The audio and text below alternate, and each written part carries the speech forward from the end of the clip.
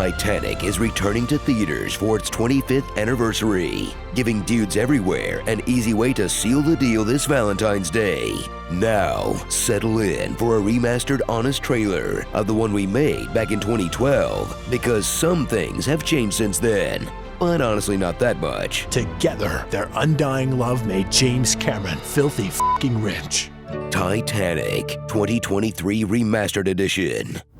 When this sheet of paper survives 80 years at the bottom of the ocean, somehow, this 100-year-old will explain where the priceless jewel between her boobs went in a film that dares to imagine what if your grandma's rambling stories were actually interesting. It was the most erotic moment of my life. Ma'am, that is your granddaughter. But it's such an epic tale, you'll barely even wonder how she knows what everyone else was saying at all times. While I was being plowed in the backseat of a Coupe de Ville, a lookout was chatting about his special nose. You know, I can smell us, you know. When it's near. Anyway, back to the sex. Welcome aboard the Titanic, a ship inspired by your mom. She is the largest moving object ever made by the hand of man in all history. And that's a big ass. We're talking 20, 30,000 tons. Tour the extremely British upper decks. Keep order here! Keep order, I said! The ethnic stereotypes below. I'm Tommy Ryan. Fabrizio. Hi. And the mole people below even them. Stoke them right up! We go full ahead! Then welcome aboard young Rose, a once and future drama queen. To me, it was a slave ship taking me back to America in chains. Okay, relax. Watch as the 17-year-old risks it all and throws caution to the wind, because you never know how long you've got until Leonardo DiCaprio leaves you for a literal child. You're still my best girl, Cora. Not getting the best vibes from this guy.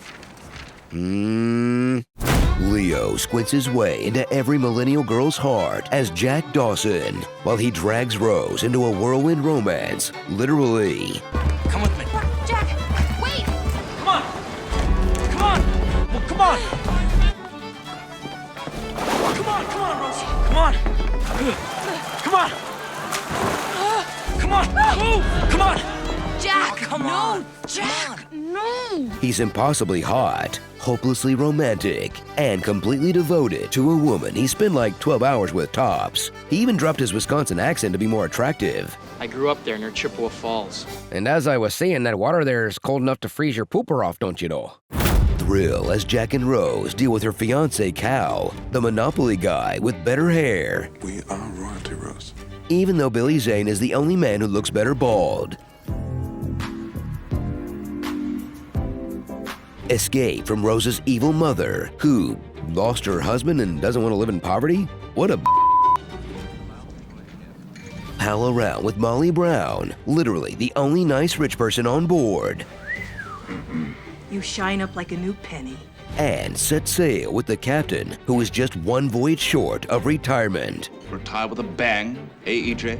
You people can't just go around foreshadowing like that and expect not to die. It is unsinkable. God himself could not sink this ship. She's all the lifeboat you need. But this ship can't sink. We're the luckiest sons of in the world, you know that? Jinx! Strap in for a perfect split between romance and disaster. Plus the horror film rule, where if you have sex outside of marriage, a monster rises from the deep to kill everyone you love. As the Titanic goes down in stunning detail, handing out hundreds of deaths that range from heartbreaking to kinda funny to pretty unnecessary, since that piece of wood was clearly big enough for two. Jack. I know it's poetic, Mr. Cameron, but this is the internet. You get one small detail wrong and no one will shut up about it for 25 years. 80% of my body is out of the water. I think Jack's death was needless. Everybody in here know that she should have got up off that bed and shared it with him. Could Jack have fit on that door at the end? Oh my gosh. No comment. I would have shared the raft. I've never really seen it as a debate. It's just stupid. Cameron's verdict? Jack might have lived. Yes, I knew it! I never let go, Jack. I never let go. So revisit the film that's the Rosetta Stone of James Cameron's true passions. Checking out cool animals, putting Kate Winslet underwater, and using his movies as an excuse to dick around with submarines. In this 3-hour epic that turns a real tragedy into the backdrop for a made-up romance. A genre that can be amazing when it works, but it usually doesn't. You are just so... Never forget.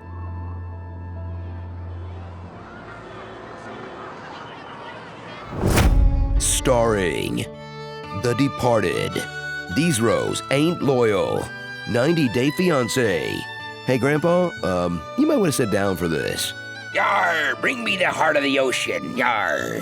Weekend at Bernie's, Brown versus Boat of Transportation. The #1 quote of 1997. I'm the king of the world! The #1 song of 1997.